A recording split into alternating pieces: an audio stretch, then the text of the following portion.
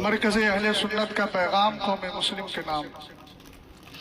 حامدوں و مسلیوں و مسلمہ اما بعد فاعوذ باللہ من الشیطان الرجیم بسم اللہ الرحمن الرحیم۔ یا ایہا الذین آمنوا ادخلوا فی السلم کافہ آمنت باللہ صدق اللہ العظیم۔ میرے مسلمان بھائیوں، اللہ پاک کا بے انتہا شکر و احسان کہ اس نے ہم کو ایمان کی دولت عطا فرمائی،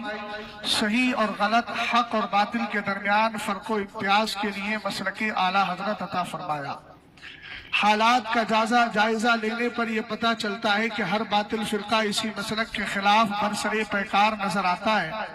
اور اس کے نظریات کو غلط ثابت کرنے میں کوشاں رہتا ہے، جبکہ ہر ذی عقل جانتا ہے کہ مسلک اعلیٰ حضرت عقائد میں مذہب ماتریدی اور اعمال میں فقہ حنفی کا ترجمان ہے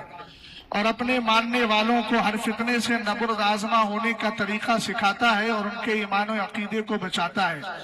مرکز اہل سنت اپنی سابقہ عادت کے مطابق 108ویں عرس رضوی کے پربہار موقع پر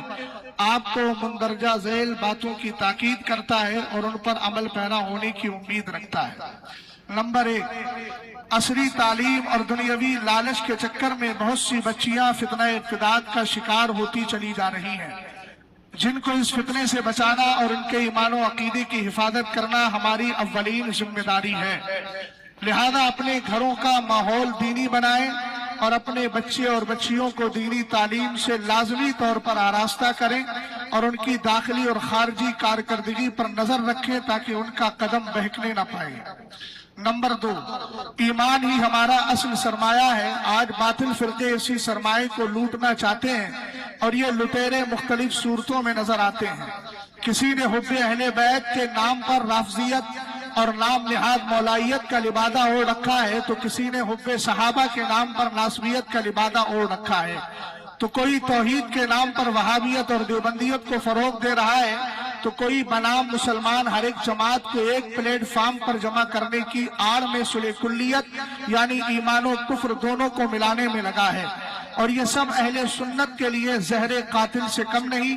اس لیے جملہ برادران اہل سنت مسلک اعلیٰ حضرت کو مضبوطی سے تھامے رکھیں کہ یہ وہی واحد مسلک ہے جو آپ کے ایمان کو بچا سکتا ہے۔ نمبر 3، محبت رسول کا تقاضا ہے کہ حضور علیہ السلام کی جانب جو چیزیں منسوب ہیں ان کو پیار کیا جائے اور ان کی تعظیم دل میں رکھی جائے، جیسے سادات کرام اور علماء اعظام۔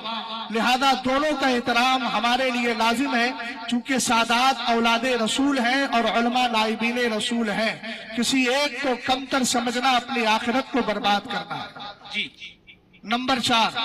دینی جلسوں کا مقصد عوام کی اصلاح اور ان کی مذہبی الجھنوں کو دور کرنا ہے، نہ کہ ان کو مزید الجھنوں میں ڈالنا۔ ماضی قریب میں ایسے کئی سارے واقعات رونما ہوئے ہیں جنہوں نے غیروں کو ہم پر ہنسنے اور اپنوں کو شکوہ کرنے کا موقع فراہم کیا ہے۔ لہذا خطبائے اہل سنت سے گزارش ہے کہ تقریر سے پہلے بزرگوں کی مستند اور معتبر کتابوں کا مطالعہ کریں اور ہر اس بات اور واقعے سے پرہیز کریں جس سے اختلاف برپا ہو اور ہماری نسل ہمارے ہاتھوں سے نکل کر دوسرے فرقوں کا آلہ کار بن سکے، یعنی ایسوں سے پرہیز کرنا ہے۔ نمبر 5، اس وقت اہل سنت کی بھولی بھالی عوام کو حب اہل بیت کے نام پر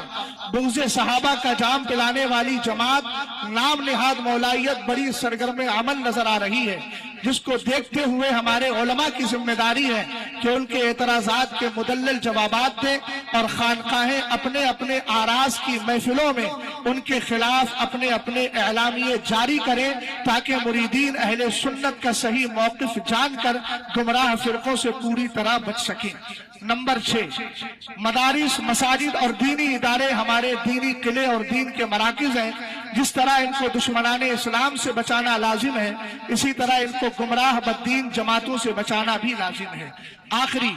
7 نمبر، قرآن کہتا ہے ایمان والو اسلام میں پورے داخل ہو جاؤ۔ اس فرمان کے مطابق زندگی کے ہر شعبے میں، خواہ تجارت ہو یا شادی بیاہ وغیرہ، دین کی پاسداری اور شریعت کا لحاظ ضروری ہے اور اسی کے مطابق ان سارے کاموں کو انجام دینا لازم ہے۔